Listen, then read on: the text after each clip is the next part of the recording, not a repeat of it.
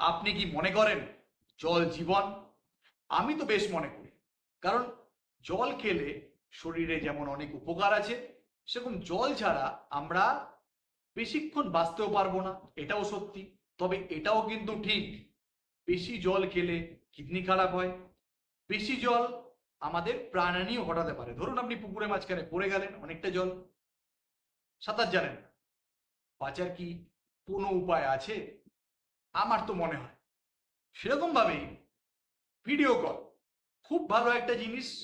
নিজেদের কাছের মানুষদের সঙ্গে, দূরের মানুষদের সঙ্গে, সবার সঙ্গে নিজেদের একাত্ম করার, নিজেদের মনের ভাব দেখাশোনার মাধ্যমে প্রকাশ করার, এর থেকে ভালো মাধ্যম হয়তো আর কিছু নেই।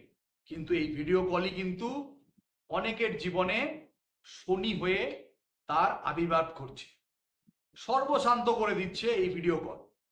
কিভাবে করছে, কিভাবে আপনারা জালে জড়াচ্ছেন, কিভাবে জাল থেকে বেরোবেন, জালে পড়লে কি ব্যবস্থা নেবেন, এবং জালে যাতে জড়াতে না হয় তার জন্য কি প্রিকশনারি স্টেপ আপনারা নেবেন, সবটা নিয়ে আমি আলোচনা করব। এই ভিডিওটা কিন্তু প্রচন্ড ইম্পর্টেন্ট, কারণ এই ভিডিওটা এমন একটা টপিক নিয়ে করা, যেই টপিকটা সচরাচর কেউ আলোচনা করে না, কারণ লজ্জা পায়। এই লজ্জার কারণটাও কিন্তু বেশ ইন্টারেস্টিং, কারণ এই যে ভিডিও কল স্ক্যাম, এতে কিন্তু বেশিরভাগ ক্ষেত্রেই জড়িয়ে যাচ্ছে লাইফে সেটেলড বা মাঝবয়সীর উপরে, মানে 50 থেকে 60 বছরের মানুষরা কিন্তু অনেক বেশিভাবে জড়িয়ে যাচ্ছে। কিভাবে?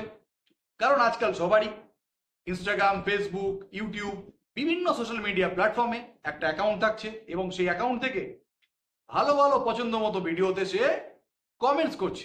এবং এই কমেন্টগুলো, আপনার তো মনে হচ্ছে আপনি ভিডিও দেখলেন, আপনার ভালো লাগছে, কমেন্ট করলেন, এবং কমেন্ট করার পরেই আপনার কাজ শেষ হয়ে গেল, এবং আপনি অপেক্ষায় থাকলেন আপনার কবে আবার পছন্দ মতো কোনো ভিডিও বা ফটো আপনি আসবে, সেটাতে আবার আপনি কমেন্টস করবেন। কিন্তু আপনার যখন যেখানে কাজ শেষ হলো, সেখান থেকে কিন্তু কাজ শুরু হলো এইসব ফ্রস্টারদের। এই ফ্রস্টাররা কি করছে? তারা আপনার পোস্টের উপর নজর রাখছে, আপনি কেমন পোস্ট দেখতে পছন্দ করেন, কোন পোস্টে আপনি কমেন্টস করছেন। ধরুন, খারাপভাবে নেবেন না, একটা উদাহরণ দিচ্ছি। ধরুন সানি লিওনের ফটো, সেখানে আপনি কমেন্টস করছেন, মানে আপনার সানি লিওনকে ভালো লাগে, মানে এরকম টাইপের চরিত্র আপনার খুব পছন্দের। বা একটা ধরুন স্বল্প বসনা কোনো মহিলা, সে একটা নাচছে, তো আপনি নাচের ভিডিওতে কমেন্টস করলেন, একদম ফ্যান্টাবুলাস, ফ্যান্টাস্টিক, দারুণ লাগছে, হট। অ্যাকচুয়ালি হয়, একটা বয়সের পর কি হয়, মানুষের বিনোদনের জায়গাটা কমে যায়।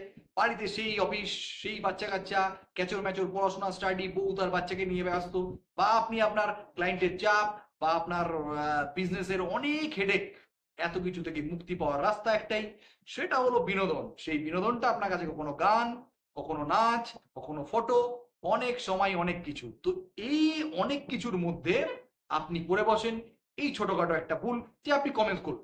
এই কমেন্টস করার পর এই ফরস্টাররা এইসব জায়গায় খুব নজরদারি করে, সেখানে বুঝে গেল যে আপনি নারী চরিত্রে দুর্বল, এবং আপনার স্বল্প বসনা মহিলা ভালো লাগে। তো এক্ষেত্রে তো এটা বোঝাই যাচ্ছে যে আপনার মোডাস অপারেন্ডি হলো এইসব ফটোস ভিডিওস দেখা, আপনি পছন্দ করেন, আপনার পছন্দ জেনে গেল।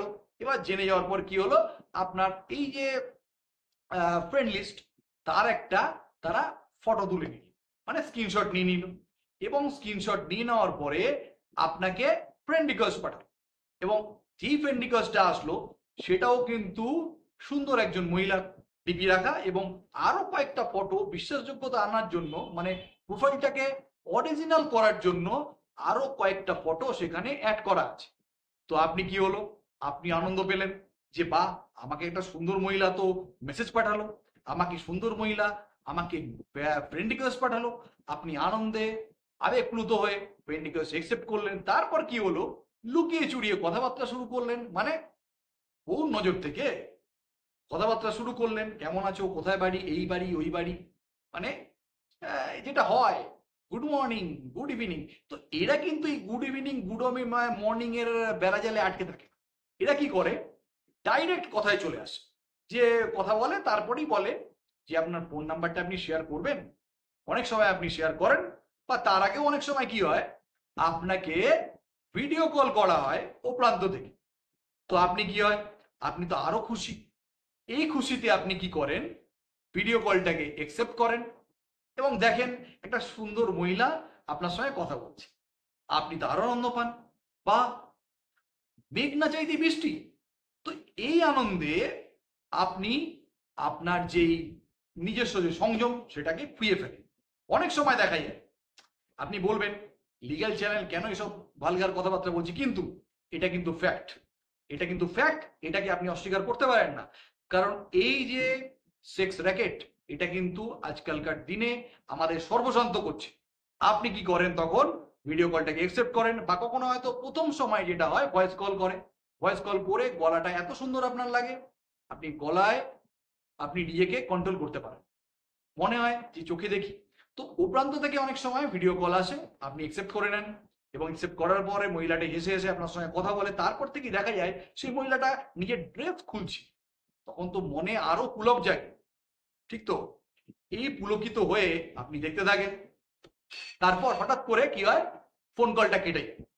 এবং আপনাকে অনেক সময় এটাও দেখা যায় আপনার সঙ্গে ফোনে মেসেঞ্জারের মাধ্যমে আপনি আপনার হোয়াটসঅ্যাপটাও নাম্বারটাও শেয়ার করে দেন, আপনাকে হোয়াটসঅ্যাপ কলিং করে, হোয়াটসঅ্যাপ কলিং করার পরে আপনাকে কি করে, আপনাকে একটা কিছুক্ষণ পর ফোনটা কেটে যাওয়ার পর, মানে এই ভিডিও কল ভয়েস কল কেটে যাওয়ার পর আপনাকে একটা ভিডিও পাঠায়। সেই ভিডিওতে দেখা যাচ্ছে যে আপনি আছেন এবং একটা মহিলা উলঙ্গ হয়ে সে হস্তমৈথুন করছে, বা এরকম হতে পারে অনেক সময় যে আপনাকেই দেখা যাচ্ছে সেই ভিডিওতে মহিলার সঙ্গে সেক্স করছে। আপনি বলবেন আমি কিভাবে ওই সেক্স যে ক্যারেক্টারের পার্টে আমি নিজেকে নিয়ে আসলাম। দেখুন, ডিপফেক্ট বলে একটা অ্যাপ আছে, মানে একটা অ্যাপ্লিকেশন আছে। তো আপনার ফেসটাকে ওখানে কি হয়, আপনি যখন কথা বলছেন আপনার ফেসটাকে এরা স্ক্রিনশট নিয়ে নিয়ে নিচ্ছে এবং ডিপফ্যাক্ট অ্যাপের মাধ্যমে আপনার যে ফটো সেটাকে মুভেবল একটা ক্যারেক্টারে কনভার্ট করে। এআই এর মাধ্যমে আজকাল সব সম্ভব। তো সেভাবে এআই এর মাধ্যমে কি হচ্ছে, আপনার যে ফটোটাকে নিয়ে তারা একটা ক্যারেক্টার বানাচ্ছে এবং সেই ক্যারেক্টারে দেখছেন আপনি সেই মহিলাটার সঙ্গে অন্য কোনো মহিলার সঙ্গে সেক্স করছেন, এরকম একটা ভিডিও পাঠালো এবং তারপর লেখা থাকলো যদি চান আমরা এটা ইউটিউবে আপলোড করব না, যদি চান আমরা এটা আপনার কন্ট্যাক্টদের মানে আপনার ফেসবুকের ফ্রেন্ডদের পাঠাবো না, তাহলে আপনি আমাদের এত টাকা দিন। আর সেই এত টাকাটা অবশ্যই 1000, 2000, 5000-এর মধ্যে সীমাবদ্ধ থাকে না, সেটা কিন্তু অনেকটাই অ্যামাউন্ট চেয়ে বসে এবং সেই অ্যামাউন্ট দিতে না পারলে আপনাকে অনবরত ফোনের মাধ্যমে গালিগালাজ, ভয় দেখানো এরকম কিন্তু করা হয়ে থাকে। অনেক সময় পুলিশ পরিচয় দিয়ে নিজেকে ফোন করে বিভিন্ন মানুষজন যে আমাদের কাছে এরকম কমপ্লেন জমা পড়েছে, আমরা কিন্তু আপনার বিরুদ্ধে অ্যাকশন নেব, ওয়ারেন্ট বেরোবে আপনার নামে। অনেক সময় ওয়ারেন্ট ওই ফেক ওয়ারেন্ট বিভিন্ন রকম ওয়েবসাইটে ফেক ক্লোনিং ওয়েবসাইট বানিয়ে সুপ্রিম কোর্টের, হাইকোর্টের বা সিবিআই এর বা বিভিন্ন রকম পুলিশের ওয়েবসাইট বানিয়ে, ফেক ওয়েবসাইট বানিয়ে সেখানে লিঙ্ক পাঠিয়ে আপনাকে ডাউনলোড করায় এবং বলা হয় যে আপনাকে অ্যারেস্ট মেমো পাঠানো, আপনাকে অ্যারেস্ট ওয়ারেন্ট পাঠানো। বা অনেক সময় দেখা যায় যে আপনাকে বলে যে আপনাকে অ্যারেস্ট করতে আসছি, আপনি বাড়িতে আছেন তো। এরকম যখনই আপনার মনে হয় যে এরকম হয়তো চলে আসবে, সব জানাজানি হয়ে যাবে, সম্মানটা সব থেকে বড় সম্পদ আপনার জীবনে, সেটা তারা বুঝে যায়। তারপরই তারা আপনার সম্পদ কতটা বেশি তার উপর ভিত্তি করে, কতটা আপনি লজ্জা পাচ্ছেন, কতটা আপনি ভয় পাচ্ছেন সম্মানহানির, তার উপর ভিত্তি করে তারা টাকার ডিমান্ড করতে থাকে। আর আপনি টাকার ডিমান্ড মেটাতে থাকেন এবং এক সময় এমন হয় কয়েক লক্ষ টাকা বা জীবনের শেষ পুঁজিটাও আপনার চলে। এরকম একটা হয়েছিল বর্ধমানের এক স্কুল শিক্ষক, তিনি রিটায়ার করেছিলেন, রিটায়ার করার পর তার রিটায়ারমেন্টের 16 লক্ষ টাকা তার চলে গেছিল, হাতছাড়া হয়ে গেছিল। পরবর্তীকালে যখন বুঝতে পেরেছেন যে আপনার সঙ্গে এরকম একটা ঘটনা ঘটলো, স্ক্যাম হলো, তখন আর কোনো রাস্তা নেই, কেস হলো, তদন্ত চললো। তবে এই তদন্তগুলো কি হয়, খুব একটা ফলপ্রসূ হয় না এক্ষেত্রে, বেশিরভাগ ক্ষেত্রে। কারণ এই যে সিমগুলো ইউজ করা হয় সেগুলো কিন্তু বেশিরভাগ ক্ষেত্রেই বেনামে সিম নেওয়া থাকে। মোবাইলগুলো কোনো যারা ইউজার তারা এই মোবাইলগুলো নিজেদের নামে মোবাইলগুলো কেনেন না। তো নেটওয়ার্কটা বৈধ, মোবাইলের সিমটা যদি অবৈধ থাকে, আইএমআই নাম্বারটা যদি আপনার অন্য কারো নামে মোবাইলটা পারচেজ হয়ে থাকে, তাহলে আপনি কিভাবে আইডেন্টিফাই করবেন এই যে অ্যাকিউজ? কারণ এই অ্যাকিউজরা কি করে, বড় একটা হেফটি ক্যাশ বা কোনো টাকা পয়সা পাওয়ার পর সিমটাকে ডিস্ট্রয় করে ফেলে, আবার একটা নতুন সিম, নতুন মোবাইল। তো এদের ক্ষেত্রে কিন্তু ধরুন একটা 10-15 লাখ টাকা, 5 লাখ টাকা, 4 লাখ টাকা, 3 লাখ টাকা পাওয়ার পর তাদের ক্ষেত্রে সিমগুলো চেঞ্জ করা বা মোবাইল একটা নতুন করে কেনা কিন্তু এমন কিছু অসম্ভব বিষয় নয়। আর এখন কিন্তু মোবাইল কিনতে গেলে, কোথাও মোবাইল কিনতে গেলে মানে মোবাইল সেট কিনতে গেলে কোথাও আধার কার্ড লাগে। তো আপনার নর্মাল নামেই কেনা যায়। আর সিম, সিম কিন্তু কম দামে, বেশি দামে, বিভিন্ন দামে পশ্চিমবঙ্গের বিভিন্ন জায়গায় এই সিমগুলো কিন্তু বেনামে কিনতে পাওয়া যায়, এরকম স্টল কিন্তু বসে। তো এই ক্ষেত্রে কিন্তু আমাদের সজাগ থাকতে হবে আমাদের আধার কার্ড ইউজ করার বিষয়ে। কারণ আমরা কিন্তু দুরকম ভাবে এই ক্ষেত্রে অসুবিধায় পড়তে পারি। একটা হলো যে আমাদের এরকম ভিডিও কল আসতে পারে, সেই ভিডিও কলে আমরা সর্বস্ব খোয়াতে পারি, বা এরকম হতে পারে আমাদের নামে সিম ইউজ করে কেউ এটা করছে, সেটাও কিন্তু হতে পারে। তো এই দুটো ক্ষেত্রে কিন্তু অসুবিধা হতে পারে। একটা অসুবিধা হতে পারে পয়সার দিক দিয়ে, আরেকটা অসুবিধা হতে পারে লিগাল অ্যাকশন আপনার এগেনস্টে নাও হতে পারে, যেহেতু আপনার নামে সিম ইউজ করা হয়েছে। প্রাথমিকভাবে আপনি অসুবিধায় পড়বেন, পরবর্তীকালে সেটা তদন্ত যদি বেরিয়ে আসে যে আপনার কোনো ইনভলভমেন্ট নেই, সেক্ষেত্রে আপনি রেহাই পাবেন, কিন্তু প্রাথমিক সমস্যা কিন্তু আপনার পোয়াতেই হবে। ঠিক আছে, এটা একটা পার্ট গেল। তো এক্ষেত্রে আপনাকে কি সাবধানতা নিতে হবে? প্রথম যেটা, সেটা হলো আননোন পাবলিক ডোমেনে আপনাকে কমেন্টস করা চলবে না। আননোন কোনো মানুষের ফ্রেন্ড রিকোয়েস্ট, যতই সে সুন্দরী হোক, যতই সে ইম্পর্টেন্ট কেউ হোক, তার ফ্রেন্ড রিকোয়েস্ট একসেপ্ট করা চলবে না। আপনার পরিচিত গণ্ডির বাইরে কারো ফ্রেন্ড রিকোয়েস্ট একসেপ্ট করা চলবে না। আপনাকে এটা বুঝতে হবে, আপনাকে কেন একটা সুন্দরী মেয়ে কেন ফ্রেন্ড রিকোয়েস্ট পাঠাবে? কেন? আপনি কি শাহরুখ খান, সালমান খান, আমির খান? আপনি কি কোনো সেলিব্রিটি? আপনাকে কেন পাঠাবে? আপনি একটা সাধারণ ছাপোষা মানুষ, আপনাকে কেন পাঠাবে?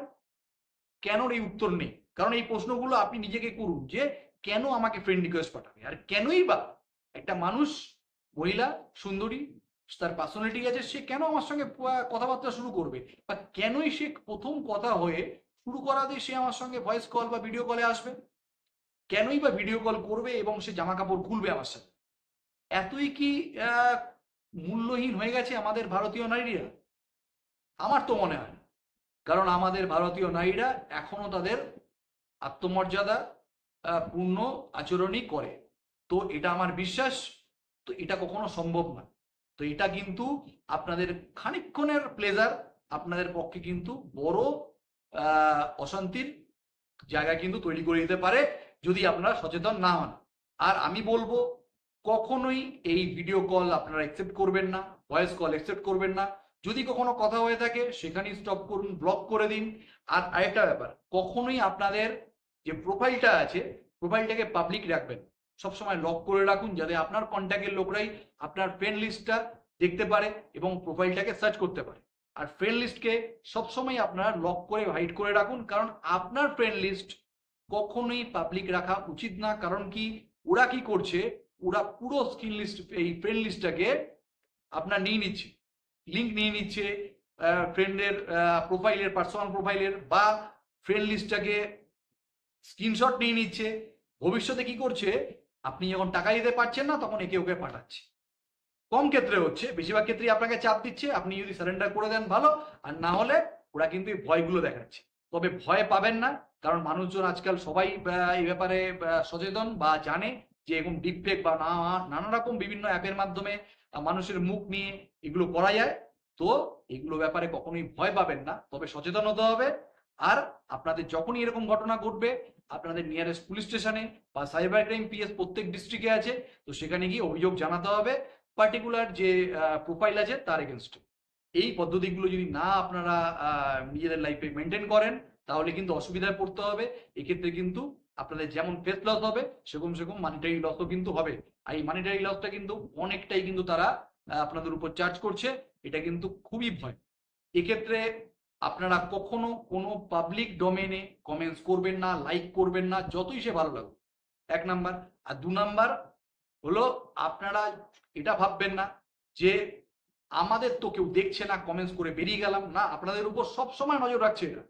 এই নজর রাখার উপরেই তো ভিত্তি করে এরা এইগুলো করছে। তো আপনি যখনই কোনো ইন্টারেস্টেড ভিডিওতে কমেন্টস করছেন সেই সব জায়গায়, তো যেখানে ওরা নজর রাখছে যে আপনার কি পছন্দ ওরা জেনে যাচ্ছে, তো এই জানাটাকে আপনি কেন জানাতে যাবেন? আপনার ভালো লাগে আপনি দেখুন, অবশ্যই দেখতে কোনো অসুবিধা নেই। কমেন্টস করতে আর লাইক করতে সমস্যা আছে। কমেন্টস আর লাইক এগুলো করবেন না। করলে কিন্তু অসুবিধায় পড়বেন, বা কোনো যদি আননোন জায়গা থেকে যদি কোনো ফ্রেন্ড রিকোয়েস্ট আসে একসেপ্ট করবেন না। আর এটা ব্যাপার, যদি কোনো আননোন নাম্বার থেকে কোনো কল আসে চেষ্টা করবেন রিসিভ না করার। যদি রিসিভ করতে হয় সেক্ষেত্রে যদি দেখেন স্ক্যাম কল আছে, তো আপনাকে কিন্তু দেখবেন অপশন আছে স্ক্যাম কল হিসেবে এটাকে ট্রিট করা যায়। কিন্তু ভবিষ্যতে যদি অন্য কারো কাছে যায়, এটা যাতে স্ক্যামার হিসেবে যাতে তাদের কাছে যায়, তারাও যাতে সচেতন হয়, এই হেল্পটা কিন্তু আপনার করতে হবে। কারণ এটা যদি আপনারা সবাই মিলে যদি এবার এগিয়ে আসেন, তাহলে কিন্তু এই স্ক্যামারদের রোখা যায়। তো এটা কিন্তু একটা সামাজিক ব্যাধি। এটা শুধুমাত্র আপনার জন্য হচ্ছে না, আপনার সঙ্গে হচ্ছে না, এটা কিন্তু সবার সঙ্গে হচ্ছে বা হওয়ার সম্ভাবনা আছে। তো সম্ভাবনা মুক্ত থাকতে গেলে এই ভিডিওটাকে সবার মধ্যে এমনভাবে ছড়িয়ে দিতে হবে যাতে সবাই এ ব্যাপারে সচেতন হয়। আর এরকম ফেক ভিডিও কল থেকে নিজেদের বাঁচানোর জন্য এই ভিডিওটাকে আপনার বন্ধু, কলিগ, আপনার পরিবারের লোকজন সবাইকে এটা দেখার সুযোগ করে দিতে হবে। আজকের মতো আসছি, ভালো থাকবেন। আগামীকাল অন্য আরো নতুন নতুন টপিক নিয়ে আপনাদের সামনে আসতে থাকবো। নমস্কার।